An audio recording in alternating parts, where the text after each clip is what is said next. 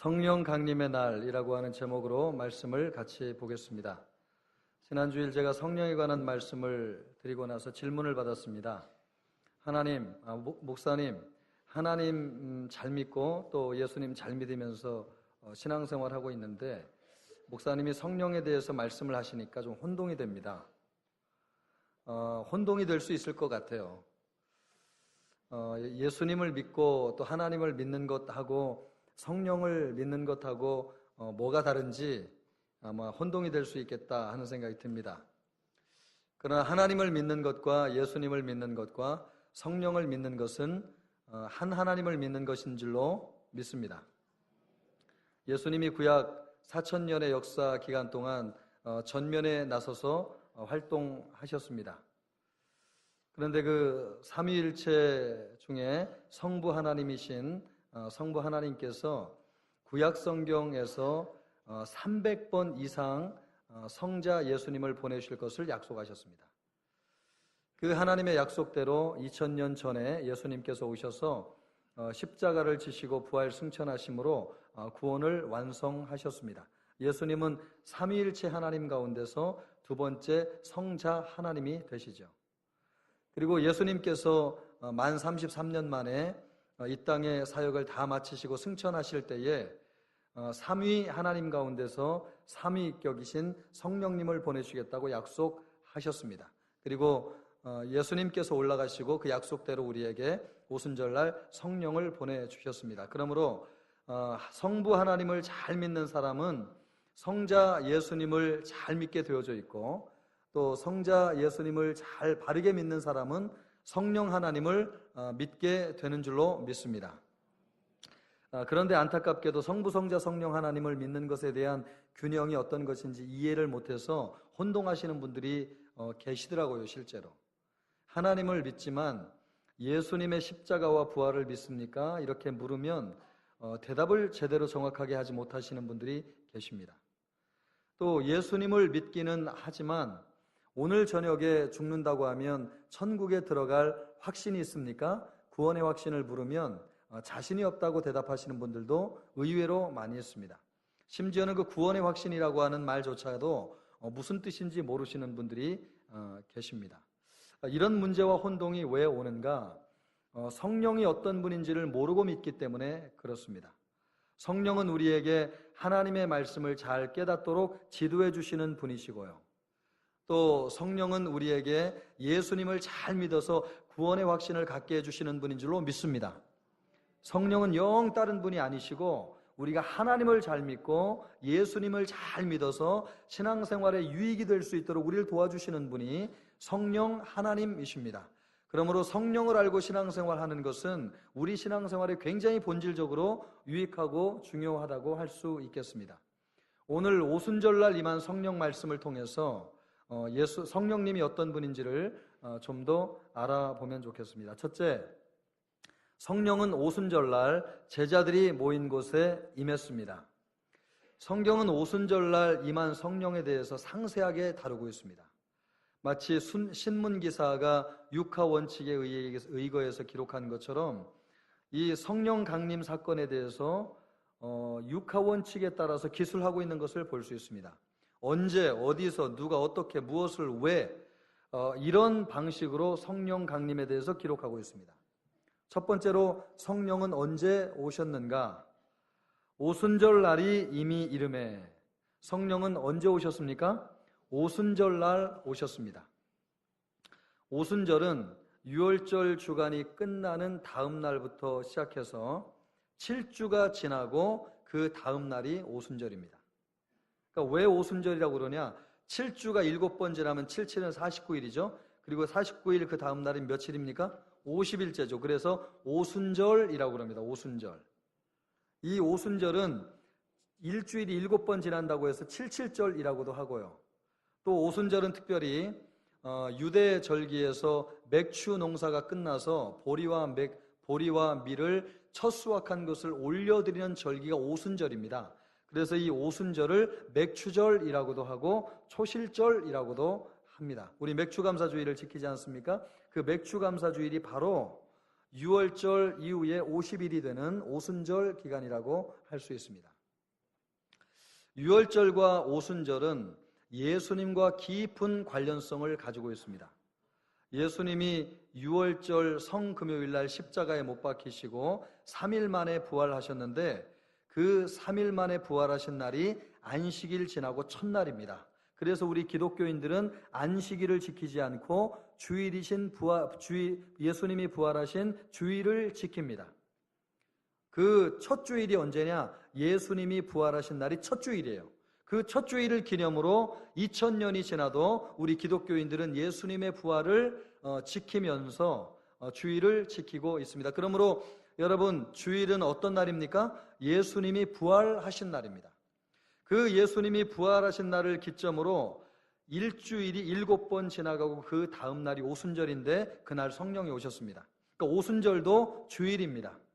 그러므로 주일은 예수님이 부활하신 날인 동시에 성령이 우리에게 오신 날입니다. 그날 성령을 우리에게 보내주셨습니다. 그러므로 주일은 기독교인에게 있어서 굉장히 중요한 영적인 의미를 가지고 있습니다. 이날 성령이 오셨기 때문에 그렇습니다. 이날은 예수님이 부활하신 날이기 때문에 그렇습니다. 예수님은 부활하시고 승천하시기 전에 40일 동안 여러 차례 제자들에게 나타나셨는데 주로 언제 나타나셨느냐? 주일날 나타나셨습니다. 그렇게 정기적으로 모이던 주일에 성령이 임한 것입니다. 그러면 성령이 어디에 임했냐 말이죠. 그것도 오늘 말씀이 기록하고 있는데 그들이 다 같이 한 곳에 어떻게 했다고요? 모였더니 한 곳에 모여 있었습니다. 제자들이. 그러니까 제자들은 예수님이 부활하신 그 주일을 기점으로 일주일에 한 번씩 그날을 지키면서 늘 모임을 가졌습니다. 그날 모여서 무엇을 했느냐? 예배를 드린 것이죠. 예수님이 하신 말씀을 기억하면서 또 예수님의 십자가 부활을 기념하면서 예수님을 경배하였습니다. 그러니까 제자들은 일주일에 한 번씩 정해진 곳에서 주일 예배를 드렸습니다. 그곳에 누가 임하셨다고요? 성령이 임하셨다고 하는 것입니다. 그러므로 우리 예수 믿는 사람들에게 주일이 참 중요한 날이라는 것을 알 수 있겠습니다. 이 주일날 말입니다. 사도 요한이 반모섬에서 성령의 계시를 받고 요한계시록을 기록한 날도 바로 주일이었습니다. 그래서 요한계시록을 보면 주의 날에 내가 성령에 감동되어 내 뒤에서 나는 나팔소리 같은 큰 음성을 들으니, 여기에서 주의 날이라고 하는 날이 주일이라고 하는 뜻입니다. 그러니까 사도 요한이 주일날 하나님을 예배하고 있는데 하늘문이 열려서 하늘의 성령이 계시 가운데 임하셨는데 요한계시록의 환상을 보게 되었고 그것을 기록하게 되었다는 것입니다. 그러므로 주일은 아주 중요한 의미가 있습니다. 하나님의 말씀을 받은 날이요, 성령이 임한 날이요, 예수 그리스도께서 부활하신 날인 줄로 믿습니다. 구약 성경에도 여러분, 시내산에서 모세가 하나님의 율법의 말씀을 받은 날이 주일이었습니다. 우리식으로 따진다고 하면 출애굽을 기점으로 50일이 지난 날 시내산에서 모세가 하나님의 말씀을 받았습니다. 그러니까 우리가 지키는 이 주일은 얼마나 중요한 영적인 의미를 가지고 있는지요. 오늘은 하나님의 말씀을 받는 날인 줄로 믿습니다. 오늘은 성령 충만을 회복하는 날인 줄로 믿습니다. 오늘은 예수님이 부활하신 날이기 때문에 온갖 축복을 우리에게 주시는 날인 줄로 믿습니다.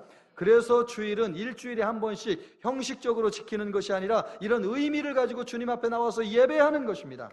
예배할 때에 주님이 우리에게 말씀을 주실 줄로 믿습니다. 예배할 때에 우리에게 성령 충만을 주실 줄로 믿습니다. 부활하신 주님을 만나게 되는 역사가 주일날 예배 가운데 임하게 될 줄로 믿습니다. 말씀과 성령으로 주일은 새 힘을 얻어서 한 주를 준비하는 날입니다.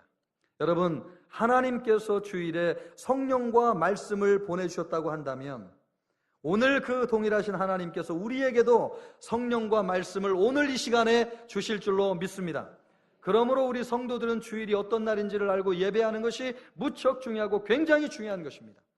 주일은 하나님의 날인데요, 하나님이 우리에게 말씀을 주시는 날이고 우리에게 성령을 주셔서 부활하신 예수님을 만나게 하시는 날인 줄로 믿습니다. 그러므로 주일날 교회를 향해서 올 때마다 우리 마음속에 주님, 오늘은 저에게 어떤 말씀을 주시겠습니까? 그 말씀을 내가 믿음으로 받겠습니다. 주님, 오늘 주님이 나에게 주실 성령의 역사는 어떤 것이겠습니까? 주님, 내 마음을 새롭게 하여 주시옵소서. 그런 마음으로 주님 앞에 나와야 될 줄로 믿습니다. 그런 마음으로 주님 앞에 나와서 예배할 때에 주님이 우리에게 말씀을 주실 것이고, 성령을 통해서 우리의 심령을 깨끗하게 하여 주실 것이고, 부활의 확신 가운데서 세상에서 승리할 수 있는 힘을 우리에게 주실 줄로 믿습니다. 여러분, 주일이 그런 날이라고 하는 것을 믿고 예배하게 될 때에 우리는 말씀과 성령을 통해서 새롭게 하는 놀라운 은혜를 경험하게 될 것입니다. 두 번째로, 성령은 바람과 같이 불같이 하늘에서 임하였습니다. 성령은 이 성령이 어떻게 임했느냐라고 하는 것을 아주 상세하게 기록하고 있습니다. 성령은 어떻게 임했습니까? 2절 3절 말씀을 보니까요, 호련히 하늘로부터 급하고 강한 바람 같은 소리가 있어 그들이 앉은 온 집에 가득하며 마치 불의 혀처럼 갈라지는 것들이 그들에게 보여 각 사람 위에 하나씩 임하여 있더니. 정리하면 세 가지 특징이 있습니다. 첫째, 이 성령은 하늘에서 임했다는 것이고요. 두 번째는요, 급하고 강한 바람과 같은 소리가 들렸다는 것이고요. 그리고 세 번째로는요, 불의 혀처럼 갈라지는 것들이 그들에게 보였다고 하는 것입니다. 성령은 영입니다. 사람의 육신적인 감각으로 보고 들을 수 없습니다. 그런데도 불구하고 성령이 강한 바람으로 임하시고 뜨거운 불처럼 임하신 것은 예수님의 약속대로 성령이 이 땅에 임했다고 하는 것을 가시적으로 보여주기 위해서입니다. 그러므로 사도행전 2장에 있었던 오순절 성령 강림 사건은 역사적으로 재현되지 않습니다. 단 한 회, 한 번 일어난 역사적인 사건입니다. 이것이 중요하기 때문에 여러분에게 누차 강조하는 것입니다. 예수님의 십자가와 부활이 반복되지 않는 것처럼, 여러분, 예수님이 지금 우리를 위해서 또 내려오셔가지고 육신을 입고 33년 지나시고 또 십자가를 지시고 또 죽으시고 부활하시고 승천하시고 또 다른 사람을 위해서 또 내려오셨다가 또 그 일을 하시고 또 올라가시고, 예수님이 그렇게 하십니까? 그렇게 하세요? 그렇게 안 하시죠. 2000년 전에 예수님이 이미 십자가를 지시고 부활하셨으면 단회적인 사건로 종결된 것입니다. 우리는 그것을 믿음으로 그분의 역사하심이 우리에게 효력을 발하는 것이지 예수님이 계속해서 반복해서 그 일을 행하시는 것이 아닙니다. 마찬가지로 오순절 성령의 강림 사건도 지속적으로 하늘에서 내려왔다 올라갔다 내려왔다 올라갔다 하는 것이 아니고 이미 우리에게 2000년 전에 임한 성령이 교회에 임하였기 때문에 우리에게 주어지는 것입니다. 할렐루야. 그러므로 여러분, 우리가 성령을 받으려고 상상하면서 하나님 나에게도 막 불과 같은 성령이 눈에 보이는 것처럼 임하게 하시고 막 성령 충만을 주신데 막 바람이 휙 소리를 내면서 막 우리에게 임하는 것과 같은 그런 상상을 하면서 성령 받으면 되겠습니까? 안 되겠습니까? 되겠어요? 안 되겠어요? 안 되는 거죠. 그런 상상하면 잘못된 신앙에 빠지기 쉽사입니다. 그래서 많은 사람이 잘못된 엉뚱한 집회 가가지고 신앙이 이상해지기도 하고요. 또 막 성령을 준다고 하는 사람 따라다니다가 신앙이 이상해지면서 집안에 어려움이 생기는 일들도 많이 생깁니다. 성령은 그와 같은 방식으로 반복해서 임하지 않습니다. 이미 2000년 전에 성령은 우리에게 내려오셨기 때문에 그렇습니다. 그러면 지금은 성령을 어떤 방식으로 받느냐? 오순절 성령이 임하신 이후에 성령 받은 기록을 살펴보면 우리에게 성령이 어떻게 임하는지를 알 수 있습니다. 사마리아 사람들이 성령을 받을 때에 성경이 이렇게 기록하고 있습니다. 이에 이 두 사도는 베드로와 요한을 의미하는데요, 이에 두 사도가 그들에게 무엇을 하매요? 안수하매. 무엇을 받았다고요? 성령을 받은지라. 하늘에서 내려온 성령을 사마리아 사람들이 받은 것이 아니고 성령을 이미 먼저 받은 사도들이 그들을 위해서 기도하고 안수할 때에 그들에게 성령이 임하였습니다. 할렐루야. 고넬료 집안에 성령이 임한 것도 마찬가지 아닙니까? 베드로가 말씀을 전할 때 그들에게 성령이 임했는데 이렇게 기록하고 있습니다. 베드로가 이 말을 할 때에 성령이 말씀을 듣는 모든 사람에게 내려오시니. 그러니까 고넬료 집안의 사람들이 베드로를 통해서 하나님의 말씀을 들을 때에 성령이 임하였다고 하는 것입니다. 그러므로 여러분, 베드로가 없으면 성령이 임하겠어요? 안 임하겠어요? 그렇죠? 헷갈리죠? 임하지 않습니다. 그래서 고넬료에게 하나님이 환상을 보여주시면서 고넬료를 통해서 누구를 초청하여 데려오라고 말씀하셨어요? 베드로를 데려오라고 얘기했잖아요. 그래서 그 환상대로 베드로도 환상을 듣고 고넬료 집안에 가가지고 하나님의 말씀을, 복음을 전했는데, 그 복음을 전할 때에 하늘문이 열리고 이 고넬료 집안에 성령이 임하였습니다. 그러니까 베드로를 통해서 그 집안에 성령이 임한 것입니다. 에베소 교회가 성령을 받을 때도 마찬가지입니다. 에베소 교회에 관한 말씀입니다. 바울이 그들에게 안수함에 성령이 그들에게 임하심으로 방언도 하고 예언도 하니. 누가 그들에게 안수를 했다고요? 바울이 그들에게 안수를 하며 무엇이 임했다고요? 성령이 임하였다고 말씀하고 있습니다. 그러니까 오순절 성령 강림 사건 이후에는 성령을 먼저 받은 사도들이 사람들에게 말씀을 전하고 안수하게 되고 기도하게 될 때에 성령을 받게 되는 것입니다. 여러분, 사도는 누구를 대표하는 사람이에요? 오늘날 교회를 대표하는 사람들이죠. 그래서 교회가 사도들과 선지자들 터 위에 세워지지 않았습니까? 그러므로 사도들은 교회를 대표하는 사람들입니다. 그러면 오늘날 우리는 성령을 어떻게 받느냐? 이미 교회에 성령이 부어졌기 때문에 부어지신 성령을 교회를 통해서 우리가 받는 것입니다. 우리는 교회에서요, 말씀 열심히 듣고 뜨겁게 기도하고 사모하면 성령이 우리에게 부어지는 줄로 믿습니다. 그러므로 차이가 있는 거죠. 오순절 성령 강림은 하늘에서 임한 것이고, 그 이후에 성령을 받는 것은 먼저 성령을 받은 사람들을 통해서 우리가 성령을 받는 것입니다. 이것이 다른 것이에요. 또 하나 다른 것이 있습니다. 오순절 성령 강림 사건은 예수님의 약속대로 임한 성령입니다. 그래서 제자들이 뜨겁게 기도한다고 그 성령이 내려온 것이 아니에요. 물론 기도에 전념했습니다. 성령 받을 준비를 한 것은 사실이지만 기도했다고 성령이 온 것이 아닙니다. 그 오순절 성령은 예수님의 약속대로 임한 성령입니다. 그러나 오늘은 예수님의 약속대로 우리가 받는 것이 아니고 이미 임한 성령이 내려오셨기 때문에 우리는 말씀 열심히 듣고 뜨겁게 기도하고 사모하면 주님이 우리에게 성령 주실 줄로 믿습니다. 그것이 달라요. 그것이 달라요.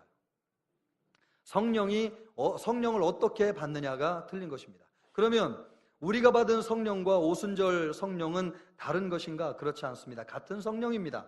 어떻게 성령을 받느냐의 차이지 받은 성령은 본질적으로 동일한 성령이에요. 그때 오신 성령이 우리에게 충만하게 임하기 때문에 그렇습니다. 그렇다면 성령은 누구입니까? 첫째로 성령은 바람과 같은 속성을 가지고 있는 분입니다. 바람과 같은 속성을 가지고 있습니다. 성령은 하나님의 호흡, 하나님의 숨결이라고 합니다. 바람인 거죠, 여러분. 호흡이 바람이지 않습니까? 호흡 불어보세요. 바람이 아니에요. 그 바람을 누가 부르셨다는 거예요?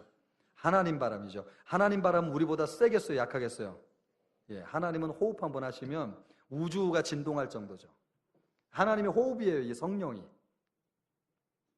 그래서 하나님께서 인간을 태초에 창조하실 때 흙을 지으시고 그 코에 생기를 불어넣지 않았습니까? 생기를 불어넣으니까 흙으로 형체를 가졌던 사람이 살아있는 존재가 되었습니다.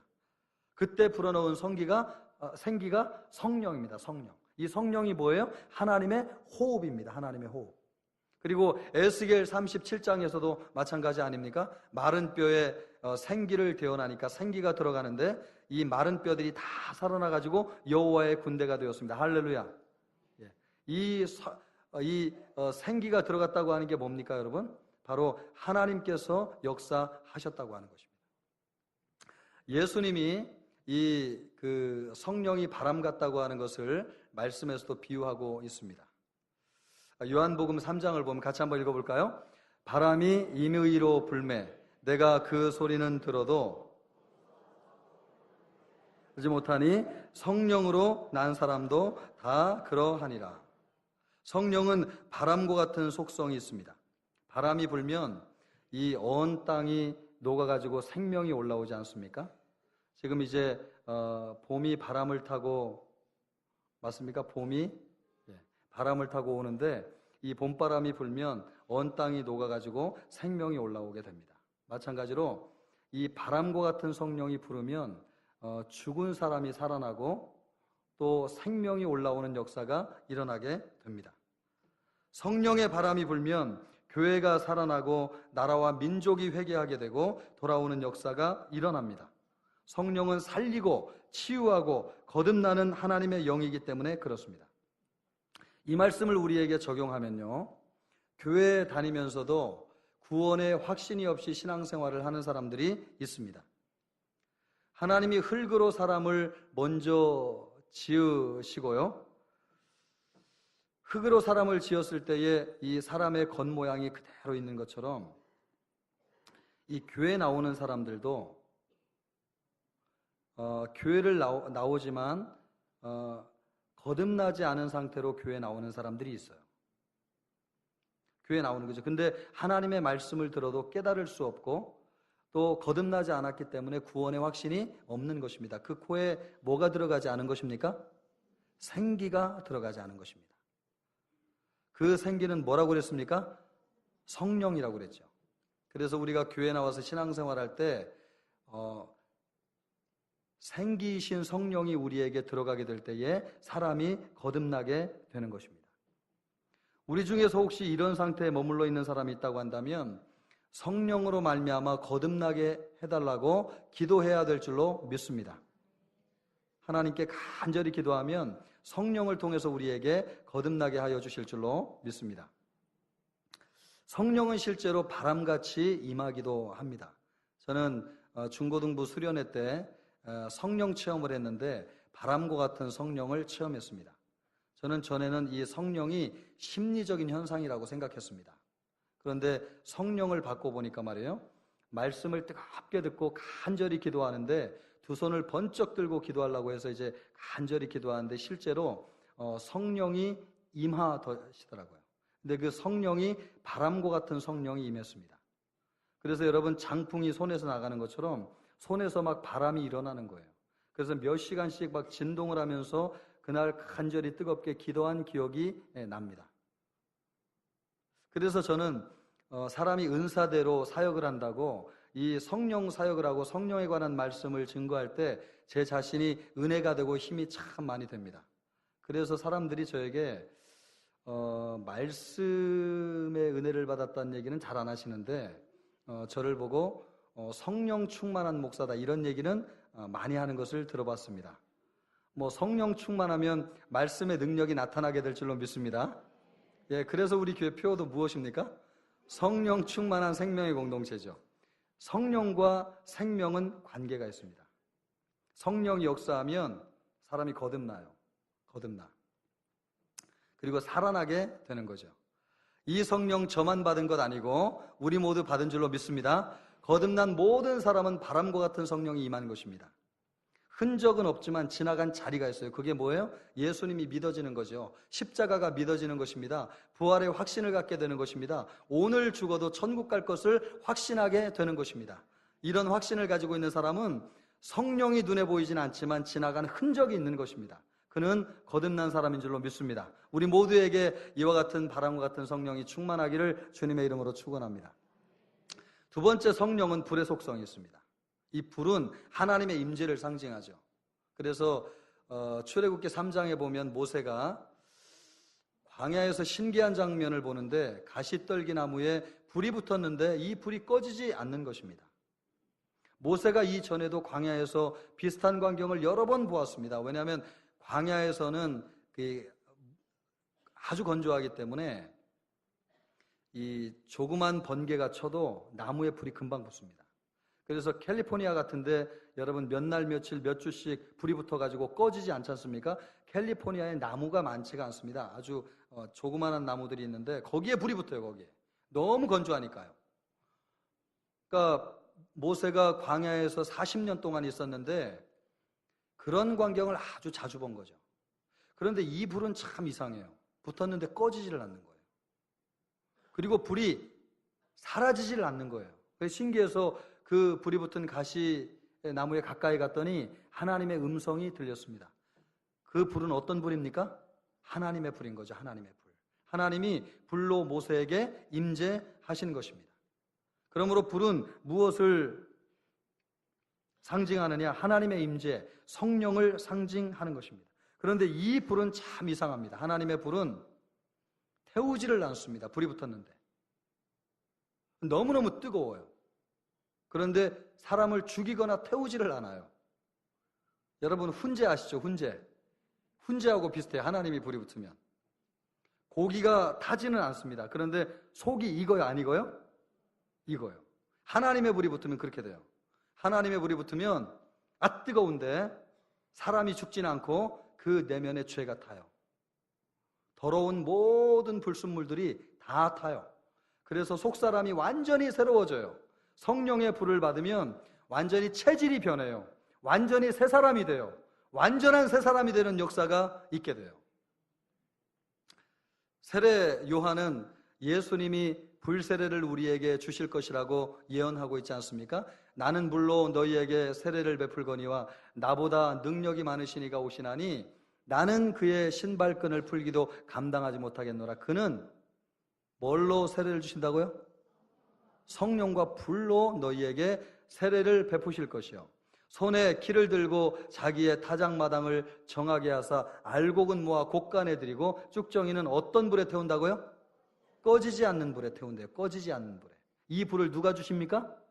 예수님이 주시죠. 실제로 예수님이 하늘로 올라가셔서 성령을 보내주셨는데 그 성령은 불과 같은 성령이죠. 그래서 이 불은 꺼지지 않는 불입니다, 여러분. 붙긴 붙는데 사람을 죽이지는 않아요. 모든 것을 태우는 불이에요. 내면의 속사람까지 완전히 뒤집어 놓고 새롭게 하는, 체질을 완전히 바꾸는 하나님의 불이세요. 이 불은 능력의 불이에요. 이 불이 붙으면 꺼지지가 않아요. 사라지지가 않습니다. 우리의 내면이 완전히 새로워져요. 바로 그 불이 무엇이냐? 하나님의 불, 성령이라고 하는 것입니다. 김진홍 목사님이 젊었을 때에 민주화 운동을 하시다가 잡혀가지고 서대문 교도소에 수감되었습니다. 한겨울에 지금같이 너무나 추운데 말이에요. 잠옷과 같은 거 하나 주고 이불도 없이 양말도 없으니까 얼마나 춥겠습니까? 그 냉골 같은 바닥에요. 너무 얼어서 죽을 것 같으니까 하나님께 기도가 저절로 나오더래. 하나님, 나를 좀 살려주십시오. 근데 뭐 아무리 기도해도 하나님이 꿈쩍도 안 하시고 추위는 그대로 있는 겁니다. 그래서 궁여지책으로 생각하는 것이 시간도 안 가고 옆에 성경이 있길래 성경에서 내가 불이라고 하는 글자에다가 동그라미를 쳐야 되겠다. 그래서 창세기부터 성경을 펴가지고 불이라고 하는 글자에다가 동그라미를 치기 시작했습니다. 성경에서 불자가 몇 번 나올까요, 여러분? 1638번 나와요, 불이. 근데 뭐 뜨거운 불뿐만 아니라 불가능할 때 불자에도 다 동그라미를 치는 거죠. 전부 다 불자를 치는데 이 불자에다가 동그라미를 치다가 청년 김진홍에게 실제로 성령의 불이 임했습니다. 할렐루야. 이 불이 얼마나 뜨거운지 말이에요. 그 전에는 막 추워가지고 얼어 죽을 것 같았는데 성령의 불이 붙으니까 너무 더워가지고 반팔 런닝만 입고 있어도 너무 더울 정도로요. 그래서 그날 밤에 밤새도록 눈물 콧물을 흘리면서 회개 기도를 하는데 시간 가는 줄 모르고 기도를 하였다는 것 아닙니까? 그래서 그 시간을 통해서 우리 김진홍 목사님이 완전히 거듭나서 추록한 이후에 민주화 운동을 접고 목사가 됐습니다. 사람을 진짜 변화시키는 것은 복음이고 하나님의 말씀이라고 하는 것을 깨닫게 된 거죠. 성령의 불이 임하면 사람의 체질이 바뀌어요. 그리고 완전히 사람이 새로워져요. 인생의 방향을 수정하게 돼요. 목표가 달라져요. 삶의 의미도 새롭게 발견돼요. 사람이 완전히 달라지게 되는 거죠. 감옥에 들어갔다 나와서 사람이 바뀐 것이 아니고 그에게 성령이 임하였기 때문에 사람이 바뀌는 것입니다. 성령은 불과 같은 속성을 가지고 있기 때문에 그렇습니다. 하나님의 불이 임하면 사람이 죽지는 않습니다. 그러나 완전히 바뀝니다. 여러분, 오순절에 임한 성령이 바로 이와 같이 바람과 같은 성령, 불과 같은 성령입니다. 바람이 강하면 태풍이 돼가지고 모든 것을 쓸어버립니다. 불도 여러분 심각하게 붙으면 도시를 태울 정도로 뜨거운 불이 임하지 않습니까? 그러면 바람과 불이 만나면 어떻게 되는 거죠? 상상이 되십니까? 바람과 불이 만나면 상상할 수 없는 일이 일어나는 거죠. 그 성령이 오늘 우리에게 임한 성령인 줄로 믿습니다. 그러므로 여러분, 우리가 신앙생활을 할 때 대충 하면 안 되고 내가 무엇을 가지고 신앙생활을 하는지를 아셔야 돼요. 지금 내 안에 무엇이 들어있는지를 깨달아야지 그 능력이 우리에게 나타난단 말이죠. 여러분, 우리 안에 무엇이 들어있습니까? 불, 바람 생각하지 마시고 뭐가 들어있다고요? 예, 그 두 가지가 함께하는 성령이 우리 안에 들어있는 줄로 믿습니다. 제가 드라마를 보니까 애기 장사가 나오더만요. 애기 장수라고 그러대요. 이 아기 장수가 양반집에서 태어나야지 복이 되는데 노비 집에서 태어나면 재앙이 된다는 속설이 있습니다. 그래서 아버지가 이 아기 장사가 천하의 힘을 가진 줄 알고 재앙이 올까봐 일찍부터 야, 네가 힘을 쓰면 우리 가족들이 다 죽는다. 어릴 때부터 계속 그 이야기를 주입해 줬어요. 그랬더니 이 아이는 그것이 두려워가지고 천하장사 힘을 가지고 있는데도 불구하고 힘을 쓰지 않아가지고 나중에는 지극히 평범한 아이가 되어버렸습니다. 전 이것을 보면서 오늘날 우리 예수 믿는 신앙인들이 이와 똑같다는 생각을 하게 되었습니다. 우리 안에 여러분 바람과 같은 불과 같은 성령이 우리 안에 있음에도 불구하고 세상이 두려워가지고 우리 안에 계신 성령을 활용하지 않는 것입니다. 우리 안에 있는 성령을 그냥 위축시키는 거죠. 성령 없는 인생을 살아가고 있는 것입니다. 성령을 무시하며 살고 있습니다. 여러분, 우리 안에 진정으로 무엇이 들어있는지를 알아야지 우리가 진정으로 능력 있는 성도가 될 줄로 믿습니다. 여러분, 우리 안에 무엇이 있습니까? 성령이 있습니다. 이 성령은 바람과 같은 능력이 있고 불과 같은 능력이 있습니다. 이 성령을 확신하고 믿음 가운데 살아가시기를 주님의 이름으로 축복합니다. 세 번째로 성령 받은 사람은 성령의 말을 합니다. 제자들은 성령을 받고 무엇이 달라졌는가? 우리 4절 말씀 같이 한번 읽어봅니다. 시작. 그들이 다 성령의 충만함을 받고 성령이 말하게 하심을 따라 다른 언어들로 말하기를 시작하니라. 무엇을 따라 말했다고요? 성령이 말하게 하심을 따라 말했다고 말하고 있습니다. 성령이 임했을 때 나타나는 제일 먼저 큰 특징은 말이 바뀝니다. 말이. 첫 번째, 어떻게 바뀌냐면 말의 내용이 바뀝니다. 나에 관한 말을 하고 세상적인 이야기를 하다가 성령이 임하면 성령의 말을 합니다. 성령의 말이라고 하는 게 무엇입니까? 요한복음 15장 보면 예수님이 이렇게 말씀하십니다. 내가 아버지께로부터 너희에게 보낼 보혜사 곧 아버지께로부터 나오시는 진리의 성령이 오실 때에 그가 나를 증언하실 것이요. 성령이 나를 증언한다고 말씀하셨는데 이 내가 누굽니까? 예수님이죠. 그러니까 성령의 말은 복음을 이야기하는 것입니다. 성령이 임하면 복음을 증거하게 되어져 있습니다. 내 자랑을 하던 사람도 성령이 임하면 예수님을 자랑하게 되어져 있고요. 또 나를 높이고 오던 사람이 성령이 임하면 예수님을 높이게 되어져 있습니다. 성령 받은 사람은 말이 변하는데 말의 내용이 나에게서 예수님을 증거하는 사람으로 바뀐다고 하는 것입니다. 두 번째로 말의 태도가 달라집니다. 태도가. 성령이 말하게 하심을 따라 말한다고 말하고 있습니다. 감정에 따라 이야기하고 기분에 따라 이야기하고 또 분위기에 편승해서 이야기하던 사람이 성령을 따라 이야기하는 사람이 된다는 것이죠. 오직 성령이 말하게 하심을 따라 말하는 것입니다. 사도 바울은 이것이 무엇인지를 우리에게 말씀해 주고 있습니다. 우리가 이것을 말하거니와 이것을 말하는데 무엇을 따라 하느냐? 사람의 지혜가 가르친 말로 하는 것이 아니고 오직 성령께서 가르치신 것으로 말한다는 것입니다. 왜요? 영적인 일은 영적인 것으로 분별하기 때문에 그렇습니다. 복음은 영적인 것이고 하나님의 말씀은 영적인 것 아닙니까? 이 영적인 말씀을 사람의 지혜로 하면 막히게 되는데 영적인 말씀을 성령을 따라 말하면 하나님의 말씀을 잘 가르치게 되는 것이죠. 그래서 사도 바울은 하나님의 말씀을 가르치고 설교할 때에 사람의 지혜로 하지 아니하고 성령께서 가르치는 대로 하나님의 말씀을 가르쳤습니다. 솔로몬도 이것이 무엇인지를 잠언서에서 말씀하고 있습니다. 보라, 내가 나의 영을 너희에게 부어주며, 이 나의 영이 성령을 이야기하잖아요. 성령을 너희에게 부어주며 내 말을 너희에게 보이리라. 성령이 우리에게 오면 성령께서 우리에게 무엇을 보여준대요? 하나님의 말씀이 무엇인지를 보여주신대요. 그래서 성령 받은 사람은 하나님의 말씀과 사람의 말을 분별하게 되어져 있습니다. 성령의 말씀을 분별하게 되는데 사람의 말을 하지 않고 성령의 말을 하는 것이 성령을 따라 말하는 것입니다. 성령을 딱 받으면 깨달아져요. 아, 이것이 사람의 말이구나. 아, 이것이 지금 죽이는 말이구나. 아, 이건 성령이 나에게 주신 말이구나. 아, 이 말은 사람을 살리는 말이구나 라고 하는 것이 깨달아져요. 그래서 저는 이 성령에게 집중하면 집중할수록 이 분별력과 깨달음을 깊이 해 주시는 것을 매일 느껴요. 하나님의 말씀을 전할 때도 그렇고요, 제자 훈련을 할 때도 그렇고, 사람들과 대화할 때도 성령이 내 안에 문득문득 이런 걸 깨닫게 해서요, 이거는 할 말이 아니다, 이 말은 해도 된다 라고 하는 것을 깨닫게 해주세요. 그런데 정말 그렇게 순종했을 때에 성령의 말을 하면 내 마음에 기쁨이 있고 사람들에게 은혜가 충만해지는 것을 느끼게 됩니다. 그런데 어떤 때는 마음이 조급해가지고 내가 하고 싶은 말을 막 쏟아내잖아요. 그러면 하고 나면 불편해요. 그리고 그 말을 듣는 사람도 상처가 되었다고 하는 것이 느껴져요.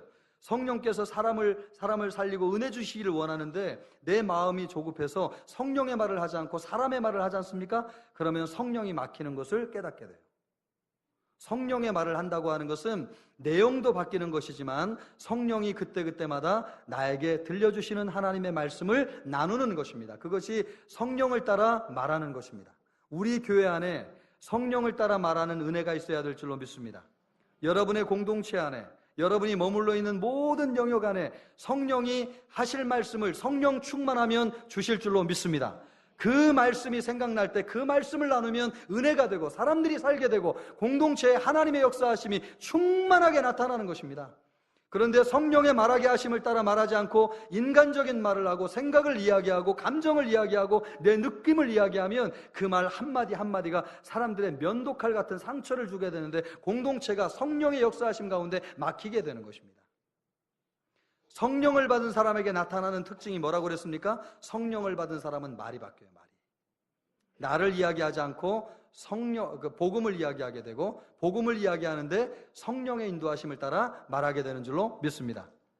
오늘 우리가 오순절 성령 강림 날에 대해서 말씀을 같이 나누었습니다. 여러분, 성령은 언제 임하셨습니까? 예, 오순절 주일날 임했습니다. 어디에 임했습니까? 예, 제자들이 모여서 예배하는 곳에 임하였습니다. 성령은 어떻게 임했습니까? 하늘로부터 바람과 불같은 성령으로 임하였습니다.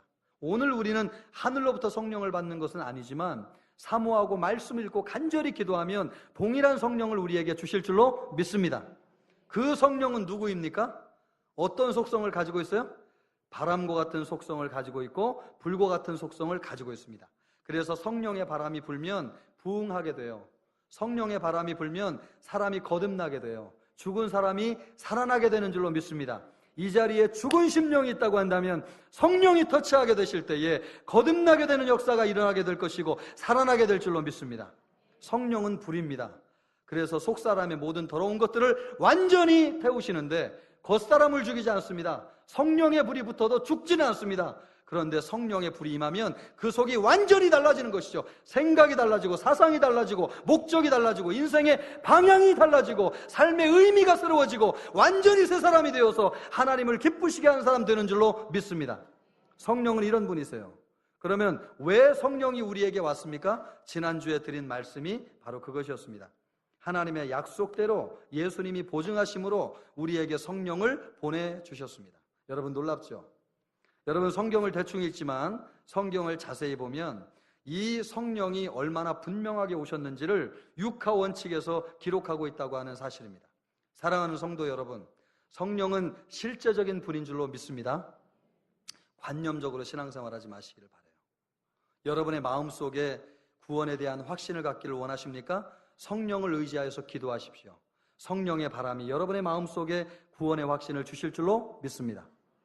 교회 와도 하나님의 말씀이 깨달아지지 않습니까? 여러분 성령 의지하고 기도하십시오. 주님, 나에게도 성령 충만을 주시고 성령이 역사하게 하여 주셔서 하나님의 말씀을 깨닫게 해주십시오. 그러면 성령께서 우리에게 지혜를 주시는데 하나님의 말씀을 깨닫게 하여 주실 줄로 믿습니다.